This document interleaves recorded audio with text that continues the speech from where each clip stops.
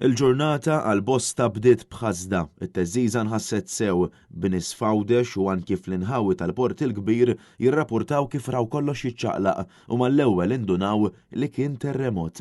It-teżżiża kellha saħħa ta' 5.1 fuq l-iskala Richter u nħasset f'bosta rħula madwar Malta. It-terremot seħħ madwar 7 minuti qabel it-tokki tas-sitta u fi Sqallija kienu bosta residenti illi qamu maħsuda b'dak l-esperjenzaw, partikolarment f'żoni bħal Messina u bliet oħra mal-kosta tal-Lvant. Din it-teżżiża rreġistrat anke fuq is-sistema ta' ċentru siżmiku tal-Università ta' Malta fejn jidher ċar li l-epiċentru tat-terremot kien qrib il-kosta ta' Sqallija, preċiżament ftit il-barra minn Reggio Calabria.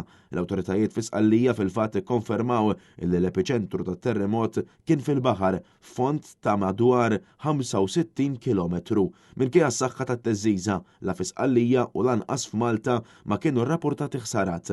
Huwa fatt magħruf li din iż-żona tan-naħa t'isfel tal-Italja hija sinonima mal-attività siżmika u l-preżenza ta' vulkani mhux biss l-Etna imma anki oħrajn iżgħar bħal l-Stromboli. Bl-Etna jibqa' wieħed mill-aktar vulkani attivi fid-dinja. Intant jidher li ftit wara din it-teżżiża mal-20 km l barra mill-kosta seħħ terremot ieħor illi kejjel 4.6 fuq l-iskala Richter viċin il-Greċja.